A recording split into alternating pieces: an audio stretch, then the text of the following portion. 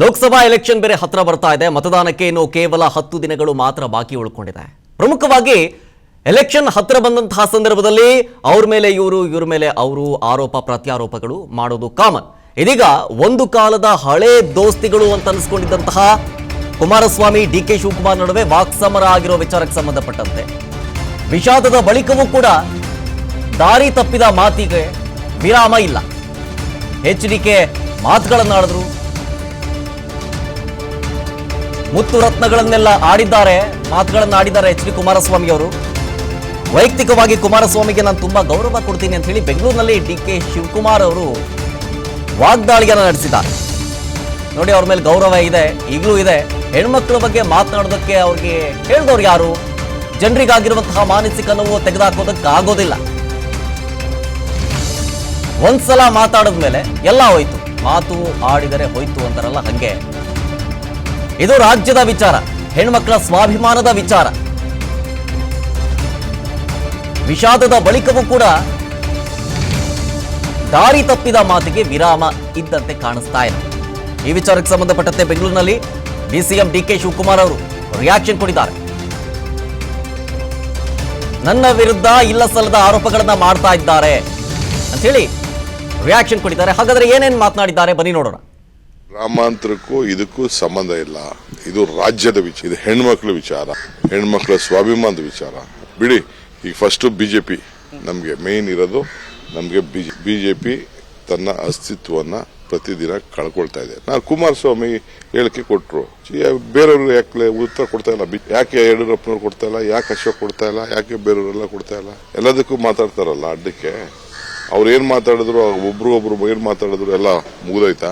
ನಾನ್ ಬೆಂಗಳೂರು ನೋಡಿ, ಒಂದು ಕಾಲದ ಹಳೆ ದೋಸ್ತಿಗಳು ಕುಮಾರಸ್ವಾಮಿ ಹಾಗೂ DK ಶಿವಕುಮಾರ್ ಅವರು, ಇವರಿಬ್ಬರ ನಡುವೆ ಇದೀಗ ವಾಕ್ಸಮರ ಮುಂದುವರಿತಾನೆ ಇದೆ. ಬೆಂಗಳೂರಿನಲ್ಲಿ DCM DK ಶಿವಕುಮಾರ್ ಅವರು ಈ ವಿಚಾರಕ್ಕೆ ಸಂಬಂಧಪಟ್ಟಂತೆ ವಾಗ್ದಾಳಿಯನ್ನು ನಡೆಸಿದ್ದಾರೆ. ವೈಯಕ್ತಿಕವಾಗಿ ಕುಮಾರಸ್ವಾಮಿ ಅವರಿಗೆ ನಾನು ತುಂಬಾನೇ ಗೌರವ ಕೊಡ್ತೀನಿ, ಈ ಹಿಂದೆಯೂ ಕೊಟ್ಟಿದ್ದೆ, ಈಗಲೂ ಕೊಡ್ತೀನಿ, ಮುಂದೆನೂ ಗೌರವ ಕೊಡ್ತೀನಿ ಅಂತೇಳಿ DK ಶಿವಕುಮಾರ್ ಅವರು ಬೆಂಗಳೂರಿನಲ್ಲಿ ರಿಯಾಕ್ಷನ್ ಕೊಟ್ಟಿದ್ದಾರೆ. ಬಂಡೆಕಲ್ಲು ಒಡೆದ್ರು ಚೂರಿ ಹಾಕಿದ ಅಂತೇಳಿ ಅವರು ಹೇಳ್ತಾರೆ. ಈ ರೀತಿಯಾದಂತಹ ವೈಯಕ್ತಿಕ ನಿಂದನೆಯನ್ನ ಸಹಿಸೋದಕ್ಕಾಗೋದಿಲ್ಲ, ಅದೆಲ್ಲವನ್ನು ಕೂಡ ನಿಲ್ಲಿಸಬೇಕು ಅಂತ ಹೇಳಿ DK ಶಿವಕುಮಾರ್ ಅವರು ವಾರ್ನಿಂಗ್ ಕೊಡೋದರ ಜೊತೆಗೆ ನಮ್ಮನ್ನೇನಾದ್ರೂ ಕಳ್ಕೊಂಡ್ರೆ ಸಮುದಾಯವನ್ನ ಕಳ್ಕೊಂಡಂತೆ ಅಂತ ಎಚ್ಚರಿಕೆಯನ್ನ ಕೊಡ್ತಾ ಇದ್ದಾರೆ DK ಶಿವಕುಮಾರ್ ಅವರು.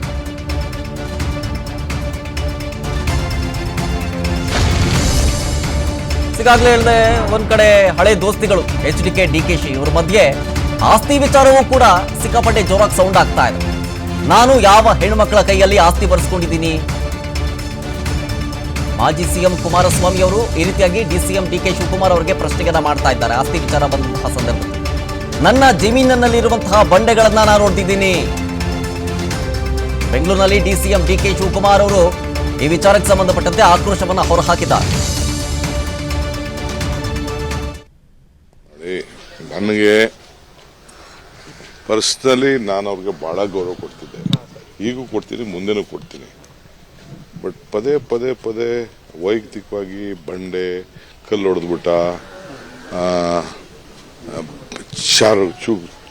ಚೂರಿ ಹಾಕ್ಬಿಟ್ಟ, ವಿಷ ಕೊಟ್ಬಿಟ್ಟ. ಇವೆಲ್ಲ ಹಿರಿಯರಿಗೆ ಗೌರವ ಕೊಡುವಾಗ ಗೌರವನ ಸ್ವೀಕಾರ ಮಾಡಬೇಕು. ಪಾಲಿಟಿಕ್ಸ್ ಅಲ್ಲಿ ಯಾವುದು ಶಾಶ್ವತ ಇಲ್ಲ. ಬೇಕಾದ್ರೆ ನೀವು ಬರ್ಕೊಳ್ಳಿ, after this parliament election where is party will stand, ಅದನ್ನ ಆಮೇಲೆ ನಾನು ಮಾತಾಡ್ತೀನಿ. ನಮ್ಮಂತವ್ರನ್ನ ಕಳ್ಕೊಳ್ಳೋದಿದೆಯಲ್ಲ, ನನ್ನ ಕಳ್ಕೊಂಡಂಗಲ್ಲ, ಒಂದು ಸಮುದಾಯ ಕಳ್ಕೊಂಡಂಗೆ. ನೋಡಿ, ನನಗೆ ಪರ್ಸನಲಿ ನಾನು ಅವ್ರಿಗೆ ಬಹಳ ಗೌರವ ಕೊಡ್ತಿದ್ದೆ, ಈಗೂ ಕೊಡ್ತೀನಿ, ಮುಂದೆನೂ ಕೊಡ್ತೀನಿ. ಬಟ್ ಪದೇ ನಾನು ಸಮುದಾಯಕ್ಕೋಸ್ಕರ ನಾನು ಗೌರವ ಕೊಟ್ಬಿಟ್ಟು ಅವ್ರು ಏನಂದ್ರೂ ತಕ್ಕೊಡೋದು. But there is a limitation for everything. Personal attack, ಮತ್ತೊಂದು ಅಟ್ಯಾಕು, ಏನೇನೋ ಯಾವುದೋ ಹೆಣ್ಮಕ್ಳು ಕೈಲಿ ಜಮೀನು ಬರ್ಸ್ಕೊಬಿಟ್ಟಿದ್ವಿ. ಯಾವ ಹೆಣ್ಮಕ್ಳ ಮೇಲೆ ಬಂಡೆ ಹೊಡೆದಿದ್ದು? ನನ್ನ ಬಂಡೆ ರೀ, ನನ್ನ ಕಲ್ಲು, ನನ್ನ ಆಸ್ತಿ, ನನ್ನ ಜಮೀನಿರೋ ಬಂಡೆ ನಾನು ಹೊಡೆದು ನಾನು ಬದುಕೊಂಡಿದ್ದೀನಪ್ಪ. ಯಾವುದೋ ಒಂದು ಕಾಲದಲ್ಲಿ ನಾನು ಮಾಡ್ತಿದ್ದೆ, ಈಗೂ ನಿಲ್ಸಿದ್ದೀನಿ. ನನ್ನ ಮಕ್ಳ ಕಾರ್ಯಕ್ಕೆ ಅದಾಗ್ಬೋದು ಅಂತ ಬಿಟ್ಬಿಟ್ಟೆ ನಾನು. ಅವೆಲ್ಲ ಬೇಡ, ಆಯ್ತು. ಅವ್ರ ಕೈಲಿ ಸವಾಲು ಸ್ವೀಕಾರ ಮಾಡಕ್ಕೆ ಬಿಟ್ಬಿಡೋಣ. ಅಸೆಂಬ್ಲಿ ಬಂದ್ಮೇಲೆ ನೋಡಿ, ವೈಯಕ್ತಿಕ ಆರೋಪಗಳಾಯ್ತು, ಆಸ್ತಿ ವಿಚಾರಕ್ಕೆ ಸಂಬಂಧಪಟ್ಟಂತೆ ಡಿ ಕೆ ಶಿವಕುಮಾರ್ ಅವರು ವಾಗ್ದಾಳಿ ನಡೆಸಿತಾ ಇತ್ತು. ಇದೀಗ ಅಪಾರ್ಟ್ಮೆಂಟ್ಗಳಲ್ಲಿ NOC ಕೊಡೋದಕ್ಕೆ ಬೆದರಿಕೆ ಆರೋಪ ವಿಚಾರಕ್ಕೆ ಸಂಬಂಧಪಟ್ಟಂತೆ ಡಿ ಕೆ ಶಿವಕುಮಾರ್ ಅವರು ತಿರುಗೇಟನ್ನ ಕೊಡ್ತಾ ಇದ್ದಾರೆ. ಕಷ್ಟ ಕಾಲದಲ್ಲೂ ನಾವು ಕುಡಿಯೋ ನೀರನ್ನ ಕೊಡ್ತಿದ್ದೀವಿ, ಕುಡಿಯೋ ನೀರಿಗೆ ಹಾಹಾಕಾರ ಶುರುವಾಗಿದೆಯಲ್ಲ, ಈ ಟೈಮ್ನಲ್ಲೂ ಕೂಡ ಕುಡಿಯೋ ನೀರನ್ನ ಕೊಡ್ತಾ ಇದ್ದೀವಿ ನಾವು. ಬೆಂಗಳೂರು ನಗರದ ಎಲ್ಲಾ ಜನರಿಗೆ ಕುಡಿಯೋ ನೀರನ್ನ ಪೂರೈಕೆ ಮಾಡಲಾಗ್ತಾ ಇದೆ. ಏನೋ ಮಾತನಾಡಬೇಕು ಅಂತ ಹೇಳಿ ಈ ರೀತಿಯಾಗಿ ಮೇಲಿಂದ ಮೇಲೆ ಆರೋಪ ಮಾಡ್ತಾ ಇದ್ದಾರೆ. ಅವರ ಆರೋಪಕ್ಕೆ ಹುರುಳಿಲ್ಲ ಅಂತ ಹೇಳಿ ಡಿ ಕೆ ಶಿವಕುಮಾರ್ ಅವರು ಖಡಕ್ ಆಗಿ ತಿರುಗೇಟನ್ನ ಕೊಟ್ಟರು.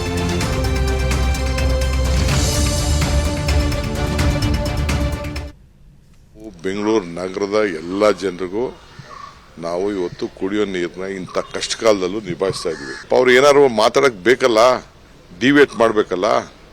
ಅವ್ರ ಮಾತುಗಳನ್ನ, ಮುತ್ತು ರತ್ನಗಳನ್ನ ಡಿವೇಟ್ ಮಾಡಕ್ಕೆ ಈಗ ನೋಡಿ ಬಿಜೆಪಿಯವರು ಎಲ್ಲ ಟಿವಿ ಚಾನೆಲ್ಗಳಿಗೆಲ್ಲ ಹೋಗ್ತಾವ್ರೆ, ಏನೇನೋ ಮಾತಾಡ್ತಾವ್ರೆ, ಏನೇನೋ ಆಂಗಲ್ ಅಲ್ಲಿ ಮಾತಾಡ್ತಾವ್ರೆ, ರಿಕ್ವೆಸ್ಟ್ ಮಾಡ್ಕೋತಾ ಇದಾರೆ ಇಲ್ಲಿಗೆ ಬಿಡಿ ಅಂತ. ನಾನು ಯಾರ್ರೀ ನಡೆದವನ್ ಎಡಿತಾನೆ?